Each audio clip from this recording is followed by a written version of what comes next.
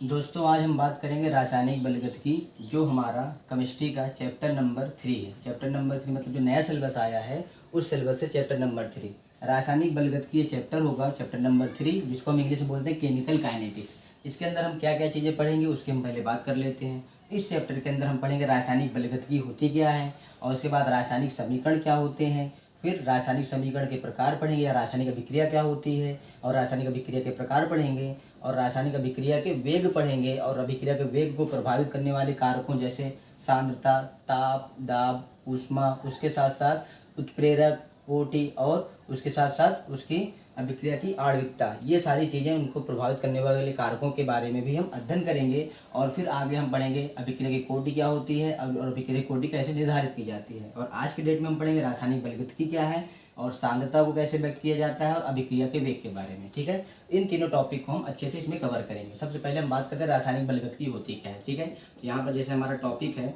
रासायनिक बलगतिकी। ठीक है, तो रासायनिक बलगतिकी क्या होती क्या है इसको समझते हैं। बलगतिकी, ठीक है, तो ध्यान देना, जैसे हम केमिस्ट्री में बहुत से ब्रांच होते हैं। ठीक है, जैसे हम पढ़ते हैं फिजिकल केमिस्ट्री, फिजिकल मतलब कोई हम रासायनिक गणनाओं के बारे में अध्ययन करते हैं, गैस वगैरह के बारे में। ठीक है, या ऑर्गेनिक केमिस्ट्री होती है जिसे हम कार्बनिक यौगिकों के बारे में अध्ययन करते हैं। वैसे रासायनिक बलगतिकी क्या होती है, ये भी रसायन विज्ञान की वह शाखा है। ठीक है, रासायनिक बलगतिकी क्या है, ये रसायन विज्ञान की वह शाखा है जिसमें हम क्या करते हैं, किसी अभिक्रिया के वेग, जिसके अंदर हम क्या करते हैं, किसी अभिक्रिया के वेग, जिसके अंदर हम क्या करते हैं, अभिक्रिया के वेग को और उसके साथ साथ वेग को प्रभावित करने वाले कारक और वेग को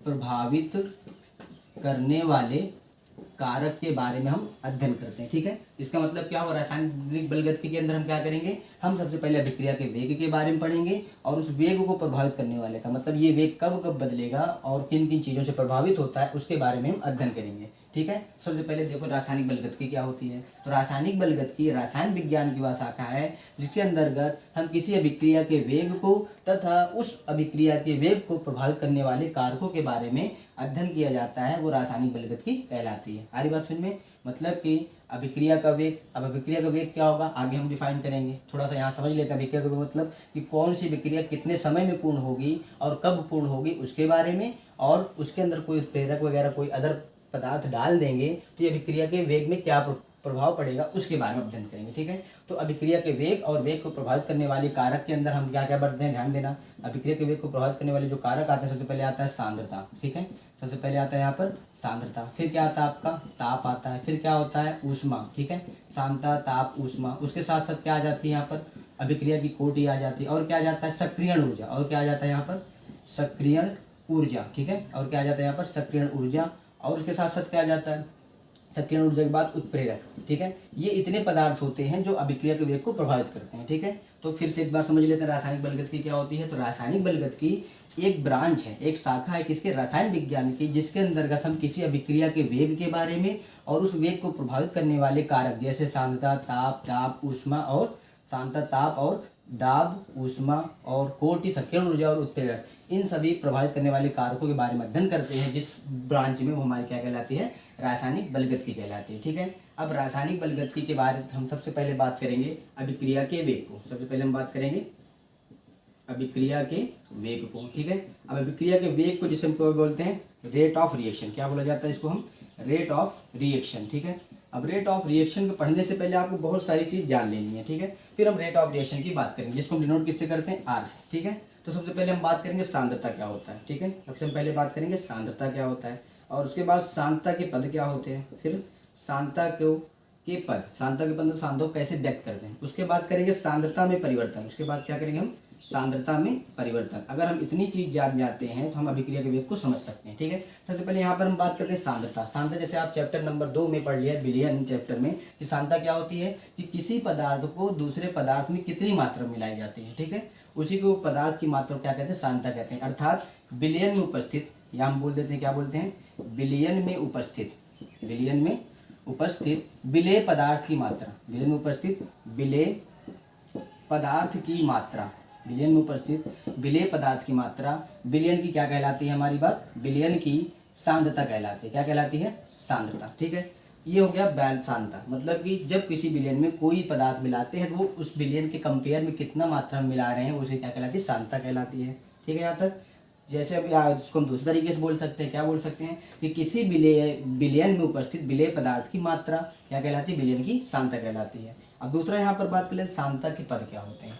सांद्रता के मतलब सांद्रता को कैसे लिखा जाता है। जैसे हम बोले पदार्थ ए की सांद्रता, जैसे हम बोले पदार्थ ए की सांद्रता, ठीक है। तो पदार्थ ए की सांद्रता क्या होगी, हम लिखेंगे पदार्थ ए की सांद्रता लिखेंगे, एक बॉक्स बनाएंगे, उसके अंदर हम लिख देंगे ए। तो किसी भी सांद्रता मतलब किसी भी पदार्थ की सांद्रता को कैसे व्यक्त करते हैं, हम बॉक्स बनाते हैं, बॉक्स के अंदर हम ए लिख देंगे। मतलब जिस पदार्थ की सांद्रता लिखनी होगी उसको हम कैसे लिखेंगे, उसके चारों तरफ बॉक्स बनाएंगे इस टाइप से और उसके अंदर लिख लेंगे। ऐसे अगर हम बोले अमोनिया की सांद्रता, जैसे हम बोले क्या बोले अमोनिया की सांद्रता, क्या बोल रहे हैं अमोनिया की सांद्रता, तो कैसे लिखेंगे, हम एक बड़ा सा बॉक्स बनाएंगे और अमोनिया के अंदर हम उसको अमोनिया डाल देंगे, ठीक है। अरे बात समझ में। ऐसे बोल दें सोडियम आयन की सांद्रता, जैसे हम बोल दें सोडियम आयन की सांद्रता, सोडियम आयन की सांद्रता, तो इसका मतलब क्या हो गया, हम एक बॉक्स लेंगे उसमें सोडियम आयन डाल देंगे। तो जब भी किसी पदार्थ की सांद्रता के पद लिखा जाता है तो उसको कैसे लिखते हैं, हम एक बॉक्स लेते हैं जो सांद्रता के पद को बताता है और जिस पदार्थ की सांद्रता लेंगे उसको उसके अंदर लिख देंगे, ये हो जाए सांद्रता के पद। अरे बात समझ में। तो किसी पदार्थ की सांद्रता के पद को इस टाइप से प्रदर्शित करते हैं। अब यहाँ पर बात करते हैं सांद्रता की मात्रक, ठीक है। ये जो आप व्यक्त कर रहे हो ये किस में मात्रा होगी, ठीक है।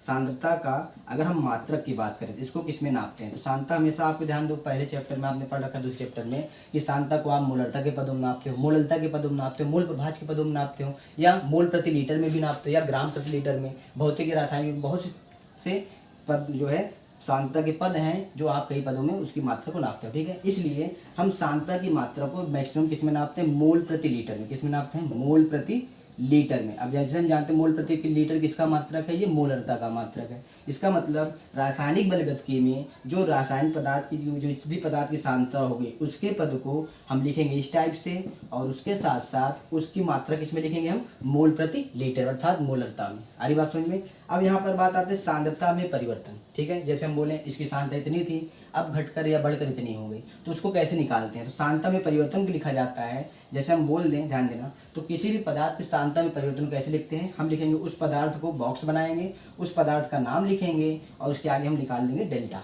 ठीक है। मतलब जब भी किसी पदार्थ की सांद्रता लिखनी है तो हम उसके बॉक्स लिखेंगे और बॉक्स के अंदर उस पदार्थ का नाम लिख देंगे, उसकी सांद्रता हो जाएगी। लेकिन अगर उसी पदार्थ की सांद्रता में परिवर्तन लिखना है क्या करेंगे, उसी बॉक्स के आगे हम डेल्टा लगा देंगे। मतलब जैसे हमें लिखना पदार्थ ए की सांद्रता, तो क्या लिखेंगे, बॉक्स बना करे, लेकिन पदार्थ ए की सांद्रता में परिवर्तन लिखेंगे तो बॉक्स के साथ साथ हम क्या है डेल्टा लगा देंगे, ठीक है। जैसे ध्यान देना, इसलिए सांद्रता में परिवर्तन कैसे लिखा जाएगा, जैसे हम बोले ए की सांद्रता में परिवर्तन, ए की सांद्रता में परिवर्तन, ठीक है, ए की सांद्रता में परिवर्तन। तो परिवर्तन कैसे लिखेंगे हम, जैसे ए की सांद्रता क्या लिखेंगे, बॉक्स बनाएंगे, ए लिख देंगे और उसका परिवर्तन मतलब कि डेल्टा। ऐसे हम बोले बी की सांद्रता में परिवर्तन, बी की सांद्रता में परिवर्तन, तो क्या लिखेंगे हम, बी लिखेंगे, बॉक्स बनाएंगे, क्योंकि चेंजिंग बता रहे हैं इसलिए डेल्टा लगा देंगे, ठीक है।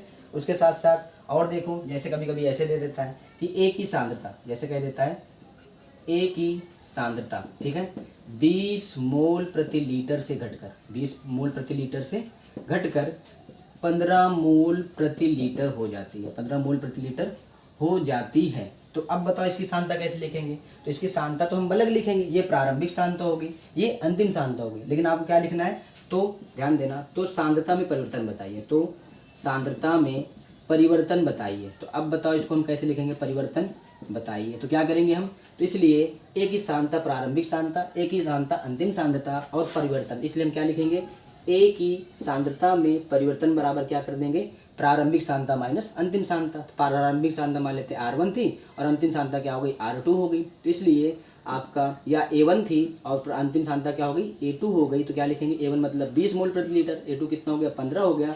इसलिए ध्यान देना, ए की सांद्रता में परिवर्तन, मतलब परिवर्तन जब भी बोलेगा क्या करें, उसका पूरी वैल्यू लिखने के बाद डेल्टा लगा देगा और ये बन जाएगा 5 मोल प्रति लीटर। सारी बात समझ में।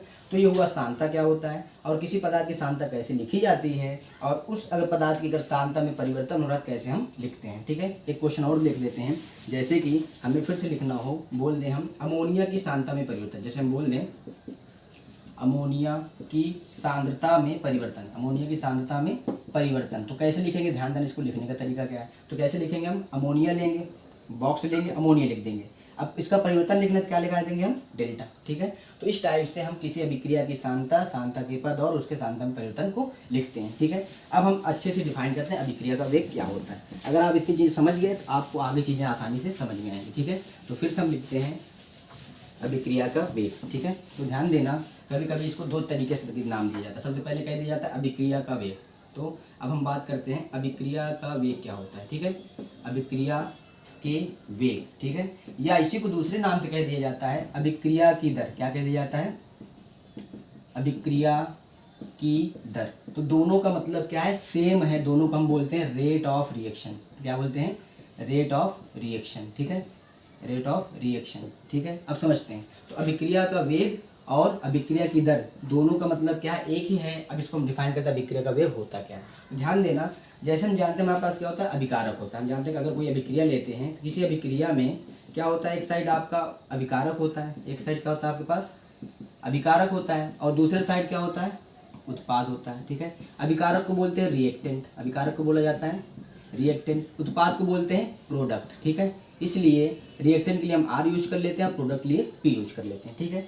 अब ध्यान देना, जब भी हम कोई अभिक्रिया कराते हैं तो हमेशा अभिकारक से भी रिएक्शन होता है, और अभिकारक बनाता क्या है? उत्पाद बनाता है। इसके अंदर होती क्या है? तो अभिक्रिया के वेग को हम कैसे समझ सकते हैं कि हम देखो बहुत सी अभिक्रिया देखते हैं। कुछ अभिक्रिया क्या होती है? बहुत जल्दी हो जाती है, जिसको हम तीव्र अभिक्रिया बोलते हैं। कुछ अभिक्रिया होती है बहुत स्लो होती है, एक दिन, 2 दिन या कई हफ्ते में या कई सालों में, तो उसको बोलते हैं मंद अभिक्रिया।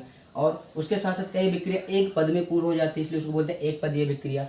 ऐसे कोई अभिक्रिया जो कई पदों में पूर्ण होती है उसको बोलते हैं बहुपदीय अभिक्रिया, ठीक है। इन सब चीज़ों को आपको पहले से जानना जरूरी है। इसलिए जब भी कोई रासायनिक अभिक्रिया लेते हैं, ध्यान देना, हमेशा अभिकारक क्या होता है? अभिक्रिया करता है, अभिक्रिया करके क्या बनाता है? उत्पाद बनाता है, ठीक है। तो लेकिन अगर हम अभिक्रिया में देखते हैं, अभिकारक की सांद्रता की बात की जाती है। अभिकारक की सांद्रता, क्योंकि स्टार्टिंग में आपके पास प्रोडक्ट कुछ नहीं रहेगा, अभिकारक की सांद्रता मैक्सिमम रहेगी। लेकिन जब पूरी पूरी रिएक्शन हो जाएगी, अभिकारक की सांद्रता शून्य हो जाएगी और उत्पाद की सांद्रता पूरी पूरी बन जाएगी। क्यों? क्योंकि स्टार्टिंग में अभिकारक ज़्यादा होता है, उत्पाद कुछ नहीं होता, और जब अभिकारक रिएक्शन कर लेता है तो उत्पाद बन जाता है और अभिकारक खत्म हो जाता है। इसलिए प्रारंभ में अभिकारक की सांद्रता ज़्यादा होगी, उत्पाद की कम होगी, और अभिकारक की अंतिम में क्या होगा? उत्पाद की सांद्रता अधिकतम होगी और अभिकारक की सांद्रता कम होगी। तो ये सब तो हुई अभिक्रिया की बात, ठीक है। तो लेकिन हमें अभिक्रिया का वेग कैसे डिफाइन करना है? तो ध्यान देना, जब भी किसी अभिक्रिया की बात करते हैं, अभिक्रिया में हमेशा अभिकारक की सांद्रता क्या हो जाती है? घटती है, ठीक है, और उत्पाद की सांद्रता हमेशा बढ़ती है। और इनके बीच एक ऐसी भी स्थिति आती है जहाँ पर अभिक्रिया की सांद्रता और उत्पाद की सांद्रता आपस में बराबर हो जाती है, उसको बोलते हैं साम्य अवस्था, ठीक है। तो ओवरऑल हम ये कह सकते हैं, जब भी कोई अभिक्रिया कराते हैं, अभिक्रिया में अभिकारक क्या करता है? अभिकारक की सांद्रता में परिवर्तन होता है और उत्पाद बन जाता है, जिसके अंदर अभिकारक की सांद्रता घटकर क्या बन जाती है? उत्पाद की सांद्रता में बढ़ोतरी होती है, मतलब अभिकारक की सांद्रता घटती है और उत्पाद की सांद्रता बढ़ती है। तो इस टाइप से अगर किसी अभिक्रिया में अभिकारक कितनी तेजी से बदल रहा है और उत्पाद कितनी तेजी से बन रहा है, मतलब कि ये अभिक्रिया कितनी तेजी से या कितनी स्पीड से हो रही है, तो उसी को हम बोल देते हैं अभिक्रिया का वेग, ठीक है। मतलब क्या बोल देते हैं? अगर हम बोले तो बोल सकते हैं स्पीड ऑफ रिएक्शन। क्या बोल सकते हैं इसको हम? Speed of reaction. मतलब कोई अभिक्रिया कितनी फास्ट हो रही है और कितनी स्लो हो रही है, उसी के स्पीड की, उसी की स्पीड है, उसी की चाल क्या कहलाती है? अभिक्रिया का वेग कहलाता है, ठीक है। अब इसकी अगर हम परिभाषा की बात करें, परिभाषा कैसे लिखेंगे? अभिक्रिया का वेग क्या होता है? ध्यान देना, तो इस प्रकार पहले हम क्या लिखेंगे? लिखेंगे किसी अभिक्रिया में अभिकारक के घटने की दर, क्योंकि अभिकारक घटता है तो क्या बोल सकते हैं? परिभाषा बोल सकते हैं, अर्थात पहले परिभाषा ये बन सकती है, किसी अभिक्रिया में अभिकारक के घटने की समय दर, अभिकारक के घटने की दर, अब अभिकारक के घटने की समय दर, अभिकारक के घटने की समय दर को या क्या बोलते, क्योंकि अभिकारक घटता उत्पाद बनता भी तो है, अभिकारक के घटने की दर की समय दर को, अथवा उत्पाद के निर्माण की समय दर, अथवा उत्पाद के निर्माण की समय दर को अभिक्रिया का वेग कहा जाता है। समय दर को अभिक्रिया का वेग कहते हैं, ठीक है। मतलब कि हमारे यहाँ किसी अभिक्रिया में कोई अभिकारक कितनी स्पीड से उसकी सांद्रता में परिवर्तन हो रहा है और कितना समय लग रहा है, तो उसकी सांद्रता में परिवर्तन की समय दर, अर्थात अभिक्रिया के घटने की समय दर, और उत्पाद कितनी तेजी से बन रहा है उसके बनने की समय दर को क्या कहते हैं? अभिक्रिया का वेग कहते हैं। इसलिए हम दूसरी परिभाषा भी इस टाइप से लिख सकते हैं, अर्थात किसी अभिक्रिया में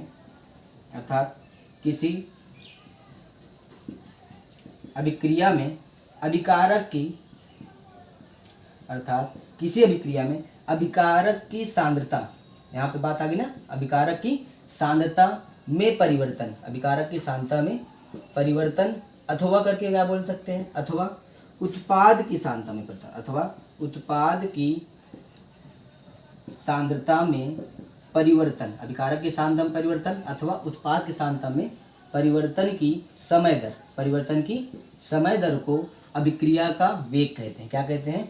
अभिक्रिया का वेग कहते हैं। इतनी बात समझ में? मतलब ओवरऑल अभिक्रिया का वेग क्या आया? तो अभिक्रिया का वेग क्या हुआ? अभिकारक घटता है, उत्पाद बनता है। इसका मतलब किसी अभिक्रिया में अभिकारक के घटने की समय दर, कि अभिकारक कितनी तेजी से घट रहा हो, कितना समय ले रहा है, उसकी दर, या उत्पाद कितनी तेजी से उसका निर्माण हो रहा हो, कितना समय ले रहा है, उसकी दर बोल दें तो उसको क्या कहता है? अभिक्रिया का वेग कहते हैं, या अभिक्रिया की दर बोला जाता है। या हम क्या बोल दें कि किसी अभिक्रिया में अभिकारक की सांद्रता में परिवर्तन या उत्पाद की सांद्रता में परिवर्तन। ध्यान दें, यहाँ पर वर्ड आ रहा है सांद्रता में परिवर्तन, मतलब डेल्टा के साथ लिखेंगे हम, बॉक्स के साथ डेल्टा भी लगाएंगे कि सांद्रता में परिवर्तन की समय दर को क्या कहते हैं? अभिक्रिया का वेग कहते हैं। और उसके साथ साथ ध्यान देना, इसे स्मॉल आर से प्रदर्शित किया जाता है। इसे किससे प्रदर्शित करते हैं हम? स्मॉल आर से प्रदर्शित किया जाता है। ठीक है। उसके साथ साथ इसका मात्रक क्या होगा? तो ध्यान देना, इसका मात्रक होता है मोल प्रति लीटर प्रति सेकेंड, या इसको हम किसी गैस के लिए बोलते हैं तो हो जाता है एटमॉस्फेयर प्रति सेकेंड। ठीक है, आई बात समझ में? तो ये हो गया अभिक्रिया का वेग क्या होता है, अभिक्रिया के वेग को कैसे प्रदर्शित करते हैं और उसका मात्रक। तो अभिक्रिया का वेग का मात्रक क्या होता है? मोल प्रति लीटर प्रति सेकंड, या प्रति मिनट भी ले सकते हो, प्रति घंटा भी ले सकते हो, वो आपके ऊपर डिपेंड करता है। ठीक है, ये हुआ अभिक्रिया का वेग और अभिक्रिया के वेग को प्रभावित करने वाले कारक। सॉरी, अभिक्रिया के वेग और अभिक्रिया के वेग को कैसे लिखा जाता है और उसकी परिभाषा। ठीक है, अब उसके बाद हम बात करते हैं कैसे किसी अभिक्रिया को लिखा जाता है। ठीक है, अब ध्यान देना, तो अगर हम बोलें यहाँ पर हम जैसे इसके लिए डिफाइन करें, मान लेते हमारे पास क्या था? अभिकारक था। ठीक है, अभिकारक क्या बना रहा है? प्रोडक्ट बना रहा है, मतलब रिएक्टेंट कन्वर्ट हो रहा है किसमें? प्रोडक्ट में कन्वर्ट हो रहा है। इसलिए अभिक्रिया की दर, इसलिए हम क्या बोलेंगे? अगर हम बोलें अभिक्रिया का वेग बोल दें या अभिक्रिया का दर बोल दें, तो क्या हो जाएगा? अभिक्रिया का वेग या दर बराबर अभिकारक की सांद्रता हमेशा घटती है। इसका मतलब क्या करेंगे? जिसकी सांद्रता घटती है उसके साइन सांद्रता क्या करेंगे? हम बदलेंगे। तो ध्यान देना, अगर हम बोलते हैं किसी अभिक्रिया में अभिकारक क्या बन रहा है? रिएक्टेंट है, बना रहा है प्रोडक्ट, और इसलिए इस अभिक्रिया का जो दर होगा वो क्या लिखेंगे? रेट आर इक्वल टू होगा माइनस अभिकारक की सांद्रता में परिवर्तन। सांद्रता में परिवर्तन कैसे हम लिखते हैं ना? डेल्टा आर, मतलब बॉक्स बनाएंगे आर, क्योंकि आर की सांद्रता में परिवर्तन, इसलिए क्या लिखेंगे? डेल्टा, और बटे समय, मतलब कि टी। आगे बात समझ में? उसके साथ अगर हम इक्वल लगाएं, उत्पाद के बारे में लिखेंगे तो उत्पाद के बनने की दर, मतलब उत्पाद के निर्माण की दर, अर्थात उत्पाद की सांद्रता में परिवर्तन। क्या लिखेंगे? उत्पाद मतलब प्रोडक्ट है, सांद्रता में परिवर्तन मतलब कि बॉक्स लगाकर आगे क्या लेंगे? डेल्टा लगा दें और बटे टी लिख देंगे। तो इस टाइप से अगर कोई अभिक्रिया रिएक्टेंट से प्रोडक्ट बना रही है तो अभिक्रिया का वेग क्या होगा? रिएक्टेंट के लिए हम माइनस साइन यूज करेंगे और उस रिएक्टेंट की सांद्रता में परिवर्तन बटे समय। देखो यही लिखा ना, परिवर्तन की समय दर को अभिक्रिया का वेग कहते हैं, इस टाइप से। तो एग्जाम्पल और अच्छे समझते हैं। मान लेते हैं कोई जैसे एग्जाम्पल सपोज दैट हमारे पास क्या है? एक रिएक्शन है। कैसी रिएक्शन है? A capital A plus B capital B change होकर बना रहा है सी कैपिटल सी और डी कैपिटल डी। इस टाइप से कोई अभिक्रिया हो रही है। तो अगर हम बोलें इस अभिक्रिया का